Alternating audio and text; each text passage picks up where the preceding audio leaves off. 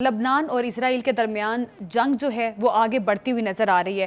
لبنان کی جانب سے بخاری صاحب آج درجنوں میزائل فائر کیے گئے ہیں، 45 میزائل فائر کیے گئے ہیں، اس کی اسرائیلی میڈیا نے تصدیق بھی کر دی ہے۔ تو کہاں بنتے حالات، کیا منظرنامہ بنتے دیکھ رہے ہیں آپ؟ دیکھیں جو تفصیل ہمارے سامنے ہے اس وقت بہت سارے علاقوں کے نام لکھے ہوئے ہیں جہاں پر یہ میزائل گرے ہیں۔ اس کا مطلب یہ ہے کہ وہ ہم بار بار بات کرتے ہیں کہ وہ جو آئرن ڈوم کی بات کرتے تھے کہ اسرائیل جو ہے وہ بہت سیف ہے، محفوظ ہے، کوئی پینیٹریٹ نہیں کر سکتا، وہ متھ تو گئی ہے ٹوٹ۔ ہاں جی، اور وہ متھ بھی سب سے پہلے آپ کو یاد ہوگا ایران کے جو میزائل اور ڈرونز گئے تھے انہوں نے توڑی تھی وہ۔ ایک تو یہ ہے، دوسری بات یہ ہے کہ اب مجھے یوں لگتا ہے کہ ایسا دور آ گیا ہے جس میں اسرائیلیوں کو بھی پتہ چلے گا کہ جنگ کہتے کس کو ہے۔ ابھی تک تو صرف غزہ میں تباہی مچائی تھی نا ایریل بومبنگ سے، اب آپ کی خواہش یہ ہے کہ ہم لبنان کو بھی غزہ بنا دیں گے۔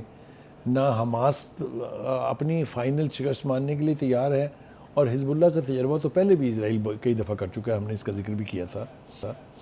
تو ان کے میزائلوں کا اس رفتار سے اتنی تعداد میں اسرائیل کے علاقے میں پینیٹریٹ کرنا is a very bad news for the Israelis. ایک بات، ابھی تو ایران نہیں آیا ہے، ابھی تو ٹرکی نے کوئی ایکٹ نہیں کیا ہے، ابھی تو جن کو وہ کہتے ہیں نا یہ ایران کی پروکسیز ہیں، ابھی تو آپ کا ناطقہ انہوں نے بند کیا ہوا ہے۔ حوثیز اتنا سا ملک ہے، انہوں نے پورا وہ کوریڈور جو ہے جہاں سے بحری جہازوں کے ذریعے مدد آتی تھی ناکوں چنے چبوا دیے ان کو۔ اب عراقی جو ہیں گروپس وہ بھی بیچ میں آ گئے ہیں، تو جنگ تو اب شروع ہوگی۔ یہ تو اٹیک تھا ان آرمڈ لوگوں پر، غزہ میں تو ان آرمڈ لوگ مارے گئے نا، ان کے پاس تو فائر کرنے کے لیے بندوق بھی نہیں تھی، آپ نے دیکھا نا۔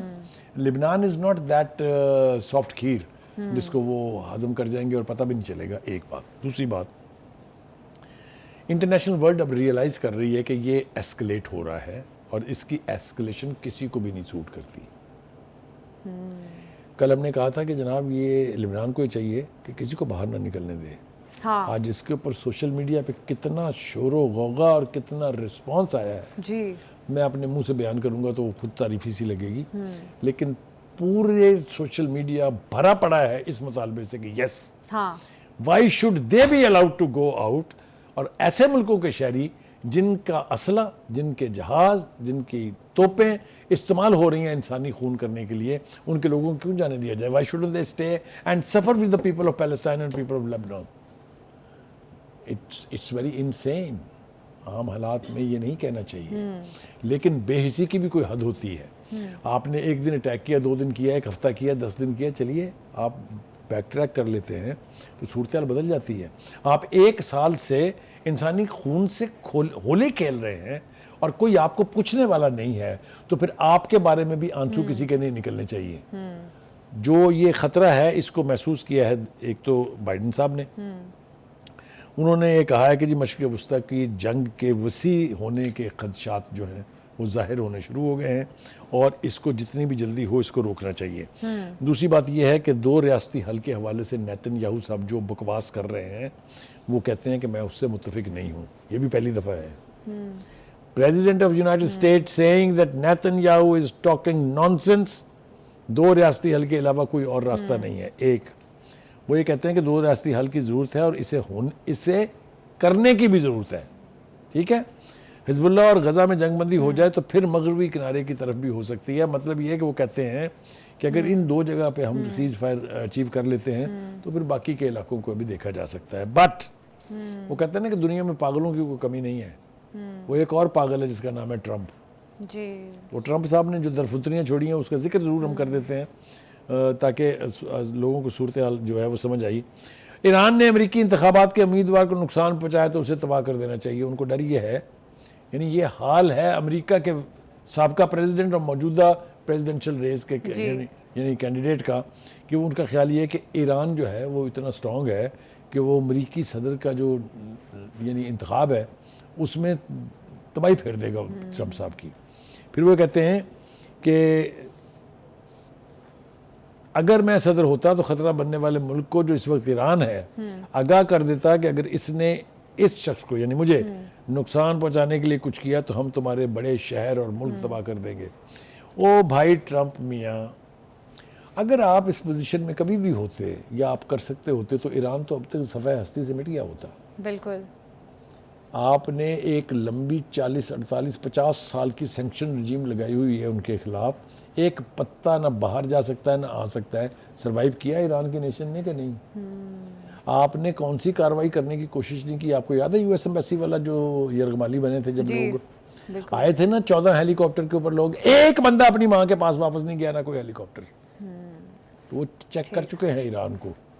تو مطلب کہنے کا یہ ہے کہ اگر آپ سے بن پڑتا تو آپ تو تباہ کر چکے ہوتے. اچھا بخاری صاحب, اسرائیل اور لبنان کے درمیان معاملات اب مزید کشیدگی کی طرف جا رہے ہیں, کیونکہ پہلے پھر ایک تاثر دیا جا رہا تھا کہ شاید کوئی جنگ بندی ہو جائے اسرائیل اور لبنان کے درمیان, لیکن وہ بھی اسرائیلی آفس سے جواب آ گیا ہے کہ تردید کر دی ہے انہوں نے اس چیز کی کہ کوئی ہم جنگ بندی نہیں کریں گے بلکہ ہم اٹیک کریں گے لبنان کو. دیکھیے یہ اس طرح کی ریٹرک جو ہے نا وہ تو ہم نے نیتن یاہو سے بہت سنی ہے. اس وقت کیا ہو رہا ہے ذرا اس کو تھوڑا سا ہم سم اپ کر لیتے ہیں.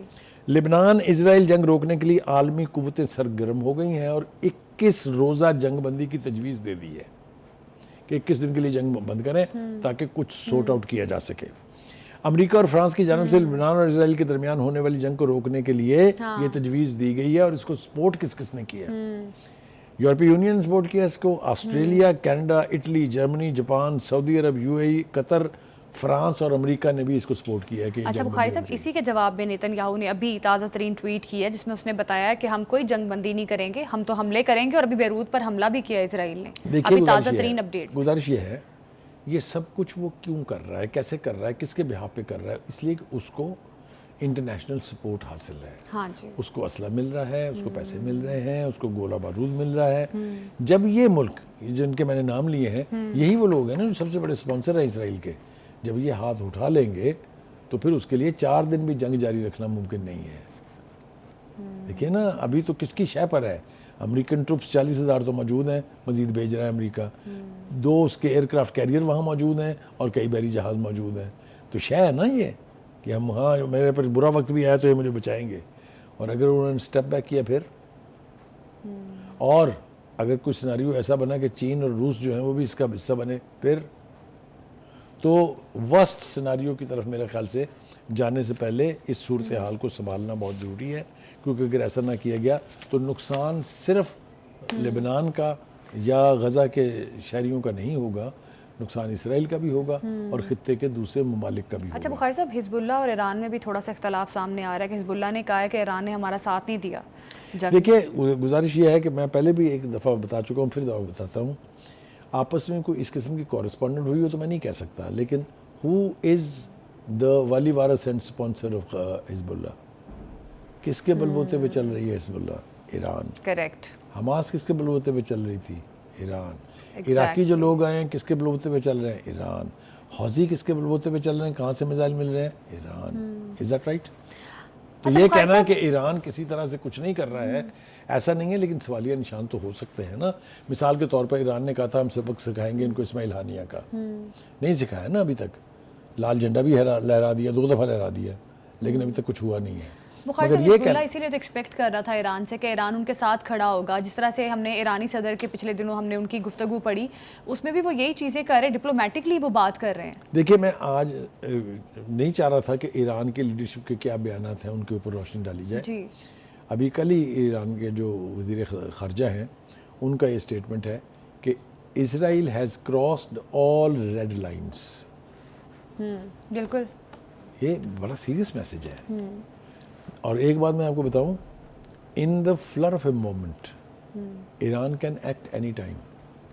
اور اگر اس لبنان کی آزادی, اس کی خود مختاری کو سیریس چیلنج جس دن لاحق ہوا, یہ ممکن نہیں ہے ایران کے لیے کہ اس سے لا تعلق رہے. یہ میں آپ کو اتھارٹی کے ساتھ کہہ رہا ہوں. بخاری صاحب, ہم نے پورا 1 سال غزہ کے ساتھ جنگ دیکھی اسرائیل کی, اب لبنان کو جس طرح سے لپیٹ میں لے لیا ہے, اور اسرائیل کے پیچھے بیک آپ کو پتہ ہے امریکہ کی ہے جو کہیں نہ کہیں اسٹرانگ بھی ہے.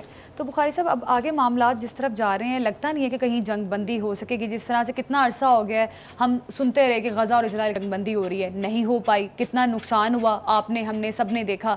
تو ابھی لبنان کے لیے کیا بہتر آپشن ہے؟ اسی طرح سے جنگ رہے گی, کوئی ساتھ نہیں دے گا. اور دیکھیے اگر تو اس میں آپ کا سوال یہ ہے کہ کیا حزب اللہ سرنڈر کر دے گی اس پریشر کے آگے, تو جواب ہے نہیں.